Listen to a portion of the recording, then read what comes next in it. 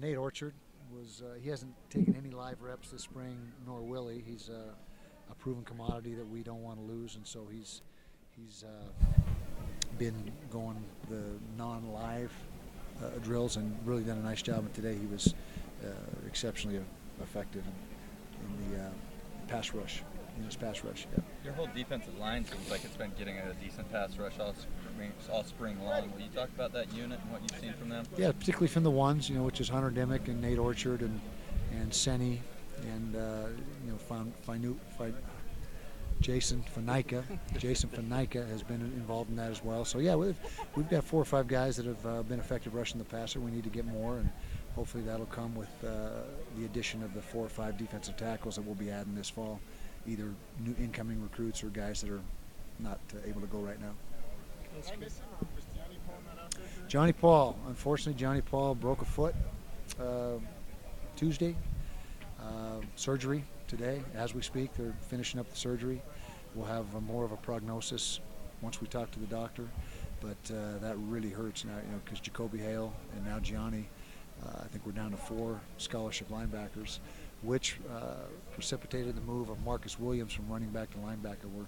We made the move with him today, and we're going to see how he looks these last 4 or 5 spring practices. And he's got the physical tools to become a linebacker, just doesn't have any experience there. He's 220 plus pounds, about 6 feet tall. So we're hoping that he can pick up some of the slack for what we're going to be missing. Because, like I said, we don't know how long Gianni's going to be absent. Did it happen the last practice where he was hopping around for a while? That's when it happened. Yeah, that play. It was, it wasn't anything out of the ordinary, and didn't get it, caught underneath the pile or anything like that. He was just pushing off, and unfortunate situation, and it snapped. Any chance of season ending? I don't think so. At least that's not been the preliminary word. But like I said, they won't know for sure until they got in there and did the surgery, which, as I mentioned, we should find out later today. Saturday's scrimmage, how's this scrimmage different than the first one, or is it? Well, it's more of the same, but it's the most important practice of the spring. Everything is going to be repped. Whereas the spring game, things are watered down, particularly on the defensive side of the ball. This is our last extensive live work with really no holds barred. Everything, everything in the scheme. Hopefully getting on film. You tighten the reps, you not use as many players, you're going to try to look at everybody again? No, still try to get a lot of reps in, 100 plus, which I think we had 120 last week when you count the threes, which got the last 20 reps of the scrimmage.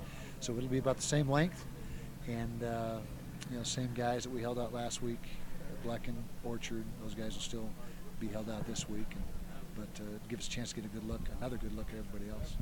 With the depth at quarterback, is there any chance that Brandon Cox moves to another position?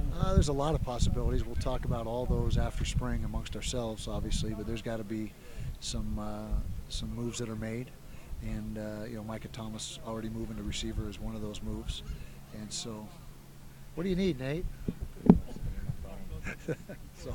Yeah, there's going to be some change at that position, but we're not ready to make any determinations yet. Like I said, we got a big scrimmage on Saturday to look at them, then a little bit more live work on Tuesday, and then for the quarterbacks, the spring game is very valuable in decision making and how you operate and move the chains, move the team down the field. So that's there's several more evaluations to be made before we make those hard and fast decisions. Are you going to make any of those quarterbacks live in the spring game?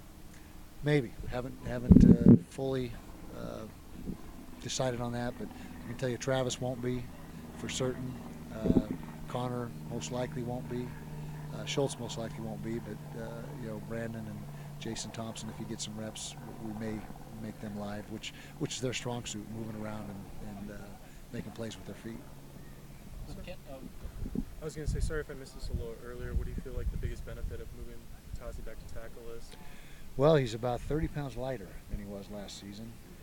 He's healthy. He had a knee that was really bothering him last season. He won't say anything and would never make excuses, but he was not his self last season. When you look at the freshman tape and last year's tape, you can tell a noticeable difference. So he's worked hard. He's down to about 325. He's moving his feet exceptionally well, and I see him a lot like Zane Beatles, Tony Bergstrom, these guys that played tackle for us, but at the next level, most likely be moved inside. I see him in that exact same mold. Seems like he's had a lot of discipline in his diet. Especially. He has. He's taken a lot of pride in his weight loss. And he's completely bought into it, which is a positive for us. In fact, all the offensive line, we've trimmed just about every one of them down anywhere from 5 to 25, 30 pounds. So I think it's a much better looking group this year. Kenneth Scott now a little bit healthy. How is his progress coming, and kind of where do you see him fitting in?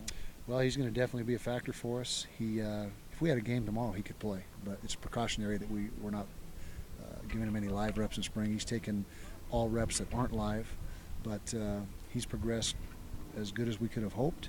And there's really, the soreness is very minimal, if at all. It was a little bit sore early in spring. It's worked itself out as spring has gone on.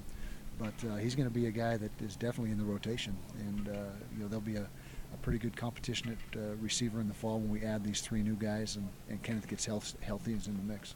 What does he do that kind of separates himself from anybody else? He is excellent at the contested ball. When the ball's thrown up and the DB's in position and it's somebody's got to make a play and go up and get it, that's his strength, is when he gets in a situation there. He's got excellent length. He's a tall kid, good leaping ability, very good basketball player, which helps him. It's almost like he boxes out on a rebound and goes up and gets the ball. So that's his strong suit. Plus, he's got very sure hands. Very seldom drops a pass. Is he one of those players that kind of leads the team throughout the summer when you guys can't? Without a doubt, he's one of the team leaders, particularly on offense. But I would say overall, he's one of our top 5 or 6 leaders. And we missed him last year. That losing him early was something that was tough to recover from. But fortunately, the petition went through. He's got 2 years left of eligibility, so hopefully he can make the most of them.